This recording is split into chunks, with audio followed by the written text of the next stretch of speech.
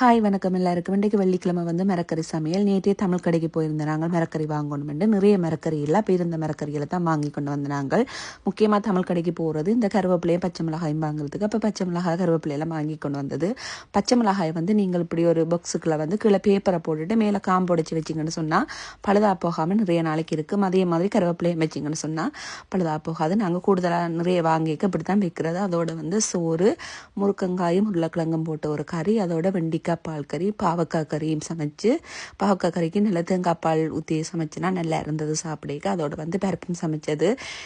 அப்படியே எல்லாத்தையும் சாப்பிட்டு அப்பளம் மிளகாயும் பொரிச்சது. மரக்கறி என்ன கட்டாயம் அப்பளம் மிளகாய் வேணும் தானே, எல்லாத்தையும் பொரிச்சு எல்லாம் சாப்பிட்டாச்சு. நான் ஒரு பார்சல் ஒன்று ஆர்டர் பண்ணியிருந்தேன். நான் கொஞ்சம் உடுப்புகளும் இந்த ஆர்டருக்கு சாப்பாடு பேக் பண்ணுறதுக்கு. அப்போ ஒரு பார்சல் இன்றைக்கு வந்தது, ஒரு பார்சல் இன்னொரு நாளைக்கு வருமானு நினைக்கிறேன். அப்போ எல்லாத்தையும் எடுத்து வச்சுட்டு அந்த சின்ன சின்ன சாப்பாடு பெட்டி எல்லாம் அந்த ஆர்டர் பண்ணினான். அரிசி இன்றைக்கு கூட அவிஞ்சதுக்கு அரிசியை கழுவி அடுப்பில் வச்சுட்டு இந்த பார்சலை கண்டோன்னு ஓடி போய் பார்சலை பிரித்து பார்த்து கொண்டு கேட்க அரிசி நல்லா அவிஞ்சு கரைச்சிட்டது.